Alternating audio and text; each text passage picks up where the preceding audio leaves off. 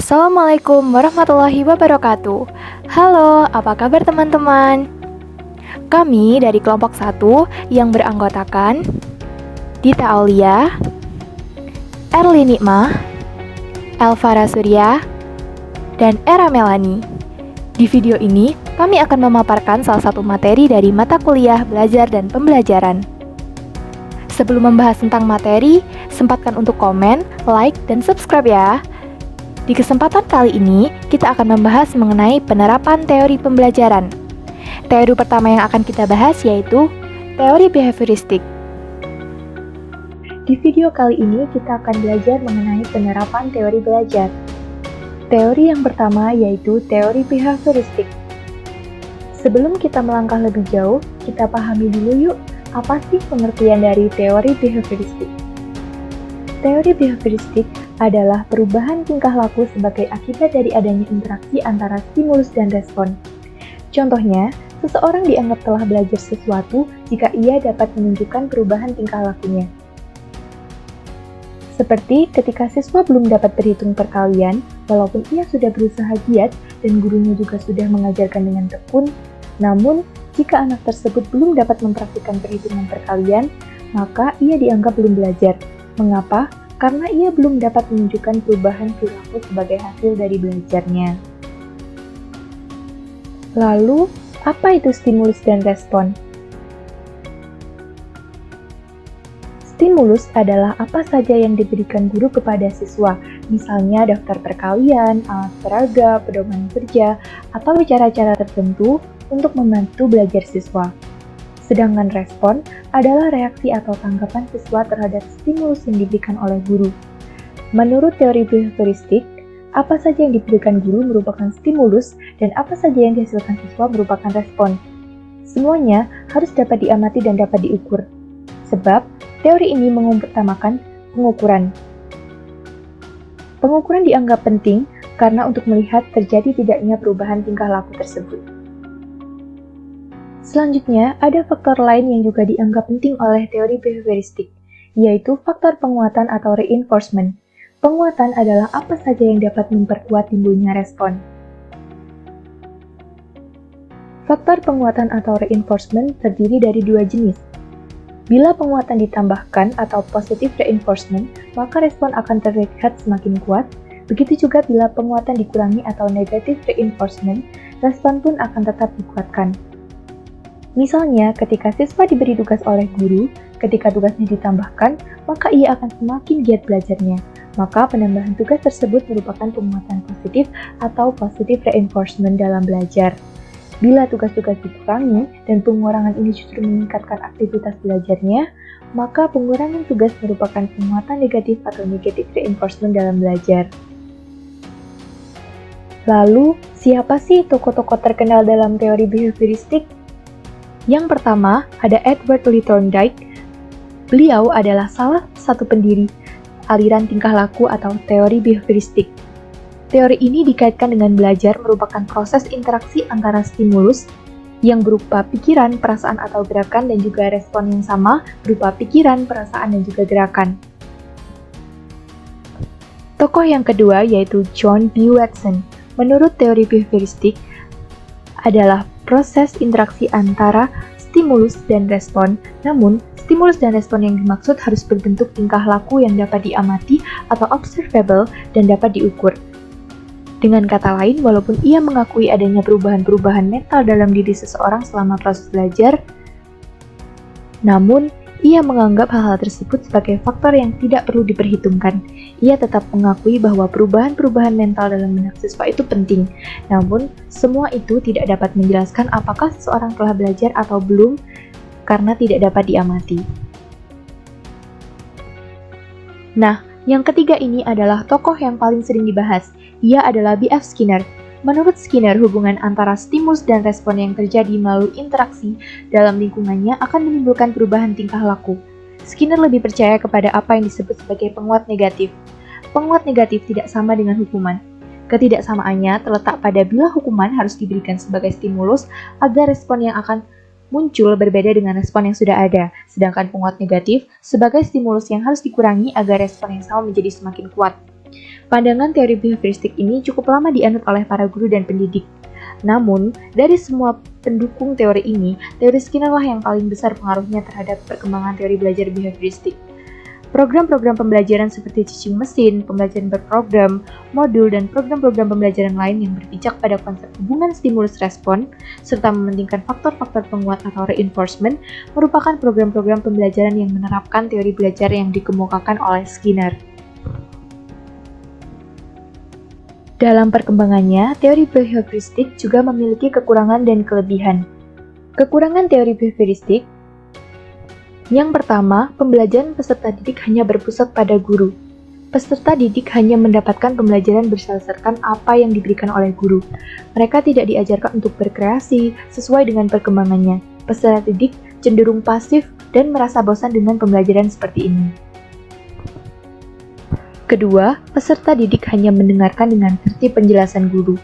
Pembelajaran seperti ini bisa dikatakan pembelajaran model kuno atau tradisional karena hanya menghafalkan apa yang didengar dan dipandang sebagai cara belajar yang efektif. Penggunaan hukuman biasanya sebagai salah satu cara untuk mendisiplinkan dalam penerapan pembelajaran ini. Ketiga, peserta didik tidak bebas berkreasi dan berimajinasi. Karena menurut teori ini, belajar merupakan proses pembentukan yang membawa peserta didik untuk mencapai target tertentu. Apabila teori ini diterapkan terus-menerus tanpa ada cara belajar lain, maka bisa dipastikan mereka akan merasa tertekan, tidak menyukai guru, dan bahkan menimbulkan kemalasan untuk belajar. Selain kekurangan, teori ini juga memiliki kelebihan. Kelebihan teori behavioristik yang pertama, teori ini sangat cocok untuk memperoleh kemampuan yang membutuhkan praktek dan juga pembiasaan. Dengan bimbingan yang diberikan secara terus-menerus akan membuat peserta didik paham sehingga mereka bisa menerapkannya dengan baik. Kedua, materi yang diberikan sangatlah detail. Hal ini adalah proses memasukkan stimulus yang dianggap tepat, di mana dengan banyaknya pengetahuan yang diberikan, diharapkan peserta didik memahami dan mampu mengikuti setiap pembelajarannya. Ketiga, membangun konsentrasi pikiran. Dalam teori ini, adanya penguatan dan hukuman dirasa perlu. Penguatan ini akan membantu mengaktifkan siswa untuk memperkuat munculnya respon. Hukuman yang diberikan adalah hukuman yang sifatnya membangun sehingga peserta didik mampu berkonsentrasi dengan baik. Materi selanjutnya membahas mengenai penerapan teori belajar behavioristik dalam menumbuh kembangkan perilaku peduli lingkungan hidup siswa. Berdasarkan paparan penjelasan tersebut, sebagai contoh penerapan teori belajar behavioristik yaitu dalam menumbuh kembangkan perilaku peduli lingkungan hidup siswa yang dilaksanakan melalui observasi, wawancara, dan dokumentasi. Usaha sekolah dalam menumbuh kembangkan perilaku peduli lingkungan hidup pada siswa dilakukan dengan mengadakan program yang mendukung usaha sekolah dalam mewujudkan visi misi sekolah berupa program eco-mapping, program bank sampah sekolah, dan juga program Jumat Bersih. Program-program tersebut dilaksanakan sekolah secara terus-menerus dan sistematis agar tujuan yang diharapkan berupa perubahan perilaku serta tumbuh kembang siswa sesuai dengan harapan sekolah. Belajar, menurut pandangan behavioristik adalah membentuk perilaku yang diinginkan melalui stimulus dari lingkungan dan disertai dengan penguatan. Lalu, seperti apakah stimulus yang diberikan? Stimulus yang diberikan oleh para guru pada program pelestarian lingkungan meliputi pemberian contoh, nasihat, peringatan, dan juga hadiah. Pemberian reward atau hadiah bertujuan agar perilaku peduli lingkungan hidup terus dilakukan secara berulang dan juga memotivasi perilaku tersebut agar sesuai dengan yang diharapkan. Lalu, bagaimana dengan hasilnya? Hasilnya, siswa merespon positif terhadap stimulus yang diberikan para guru pada program yang mengandung muatan dalam menumbuh kembangkan perilaku peduli lingkungan hidup. Hasilnya, siswa merubah pola pikirnya menjadi lebih mencintai lingkungan dan juga perubahan perilaku yaitu mengelola sampah dengan bijak, yaitu dengan cara menabungkan sampah di bank sampah sekolah, sebagaimana tujuan belajar menurut pandangan behavioristik, yaitu membentuk tingkah laku yang diinginkan. Teori kedua yang akan dibahas adalah teori konstruktivistik. Nah, sebelumnya, apa itu teori konstruktivistik? Teori belajar konstruktivistik merupakan metode pembelajaran yang lebih menekankan pada proses dan kebebasan dalam menggali pengetahuan serta upaya dalam mengkonstruksi pengalaman. Atau dengan kata lain, teori ini memberikan keaktifan terhadap siswa untuk belajar, menemukan sendiri kompetensi, pengetahuan ataupun teknologi dan juga hal-hal lain yang diperlukan guna mengembangkan dirinya sendiri. Sebelumnya, mari kita mengenal tokoh teori belajar konstruktivistik terlebih dahulu. Yang pertama ada Jean Piaget, ada Vygotsky, Brunner, dan juga ada Ausubel. Tokoh yang pertama yaitu Jean Piaget. Konsep pertama yang beliau kemukakan adalah skema. Skema bukanlah benda nyata yang dapat dilihat, melainkan suatu rangkaian proses dalam sistem kesadaran manusia yang tidak memiliki bentuk fisik dan juga tidak dapat terlihat. Skema merupakan hasil kesimpulan atau bentukan mental, konstruksi, hipotesis, kreativitas, kemampuan, dan juga naluri. Kedua, asimilasi. Asimilasi adalah proses kognitif yang dengannya seseorang mengintegrasikan persepsi, konsep, atau pengalaman baru ke dalam skema atau pola yang sudah terbentuk dalam pemikirannya.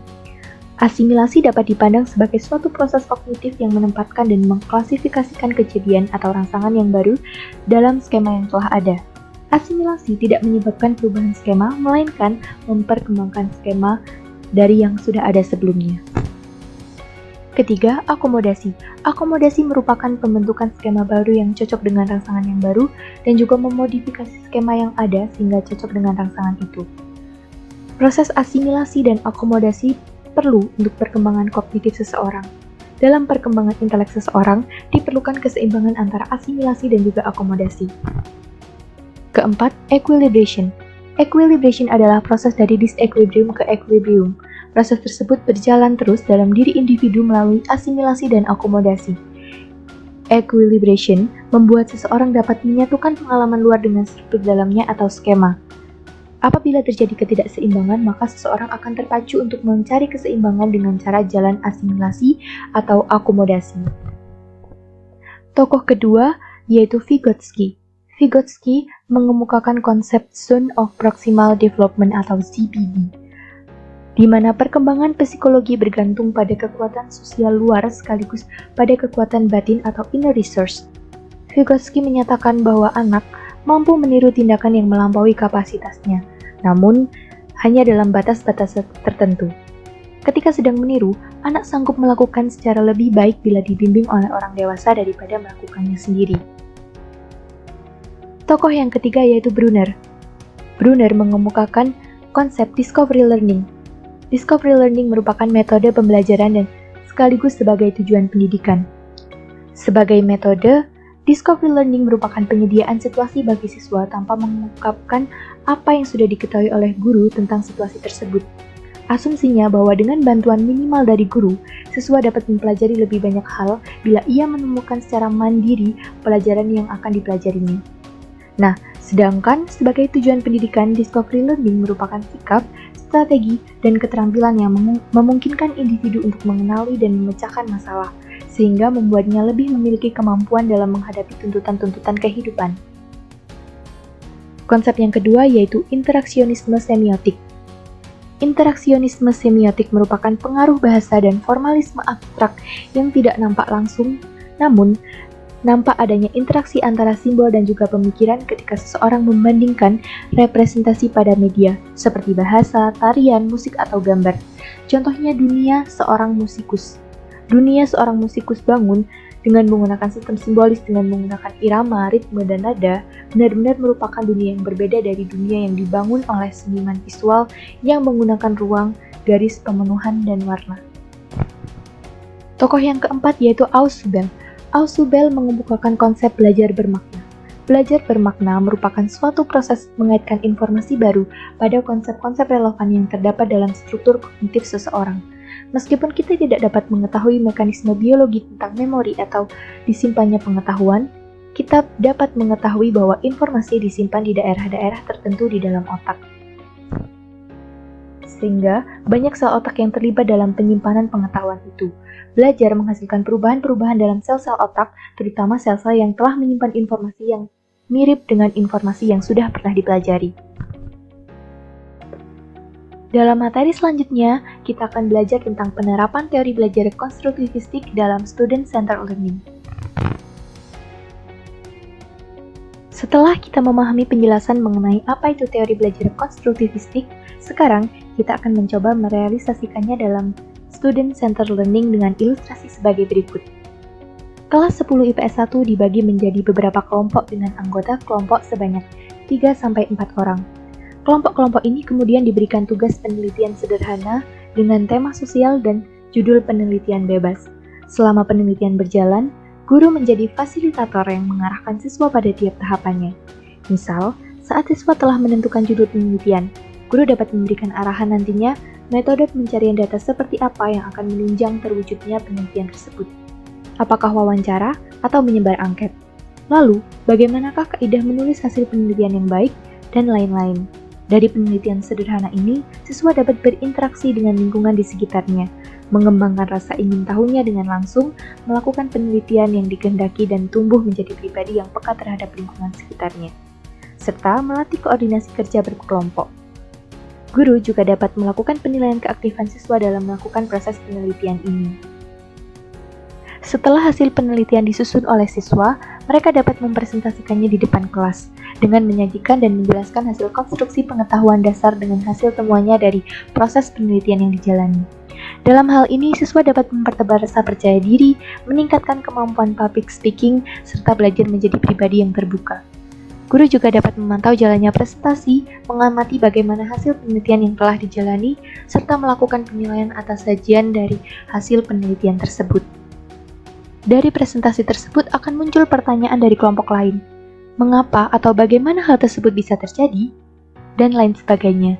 Lalu, kelompok yang mempresentasikan hasil penelitiannya dapat menjawab sesuai dengan apa yang mereka ketahui dan temui selama penelitian berlangsung.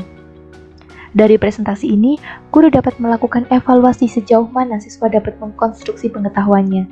Karena, di saat mereka menjawab pertanyaan audiens, siswa perlu memahami pertanyaan, lalu juga menjawabnya dengan mengkonstruksi pengetahuan dan hasil temuannya dengan pertanyaan yang diajukan. Begitu juga dengan siswa yang bertanya. Ia juga melakukan konstruksi pengetahuan awalnya dengan pengetahuan baru yang didapat dari kelompok yang presentasi dan diwujudkan dalam pertanyaan. Guru juga dapat memancing dalam diskusi dengan pertanyaan sederhana berkenaan dengan hasil penelitian tersebut, guna untuk menumbuhkan atmosfer pembelajaran yang aktif. Dari kegiatan diskusi ini, dapat melatih siswa menjadi pribadi yang mau menerima kritik atau masukan, mampu mengatasi suatu permasalahan, serta mengatur suatu acara. Maka dapat kita ingat bahwa dalam pembelajaran konstruktivistik, guru dapat menilai siswa selama penelitian, presentasi, hingga diskusi, bukan hanya saat menunjukkan hasilnya saja. Lalu, apakah penerapan tadi sudah betul-betul sesuai dengan kriteria pelaksanaan pembelajaran konstruktivistik? Marilah kita analisis terlebih dahulu. Pertama, membebaskan siswa dari belenggu kurikulum yang berisi fakta-fakta lepas yang sudah ditetapkan, dan juga memberikan kesempatan kepada siswa untuk mengembangkan ide-idenya secara lebih bebas. Dari contoh yang dipaparkan tadi, dapat kita ketahui, siswa bebas melakukan penelitian yang dikehendaki dari apa yang ingin mereka gali dan ingin diketahui, serta dapat melakukan pembelajaran di mana saja, bebas, tidak terbatas dengan dinding-dinding ruang kelas.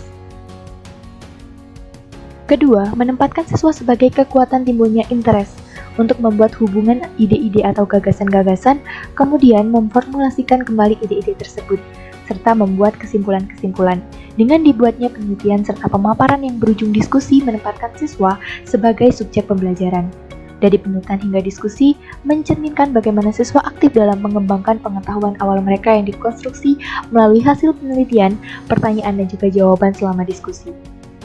Ketiga, guru bersama-sama siswa mengkaji pesan-pesan penting bahwa dunia adalah kompleks, di mana terjadi bermacam-macam pandangan tentang kebenaran yang datangnya dari berbagai interpretasi. Dari ilustrasi tadi, guru mencoba menjadi pendengar yang baik dengan menyimak presentasi siswa, dan apabila ternyata dalam penelitian terdapat hal yang baru atau menarik untuk didiskusikan bersama, maka guru dan siswa 10 IPS 1 dapat mendiskusikan mengapa hal tersebut bisa terjadi. Tidak serta-merta guru membenarkan atau menyalahkan, tetapi melalui proses diskusi ini, guru dapat mengarahkan pandangan siswa dengan berlandas pengalaman dan pengetahuan guru yang lebih baik daripada siswa.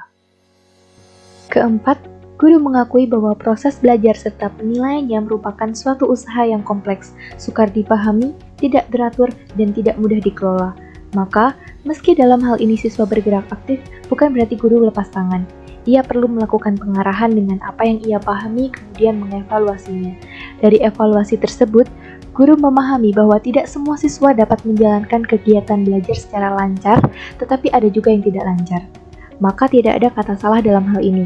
Namun, guru perlu melakukan pengembangan terhadap siswa tersebut melalui aktivitas pembelajaran lainnya yang diperbaiki dengan pertimbangan dari kekurangan pembelajaran sebelumnya. Jadi, dapat kita simpulkan bahwa student-centered learning mempresentasikan salah satu contoh penerapan teori pembelajaran konstruktivistik.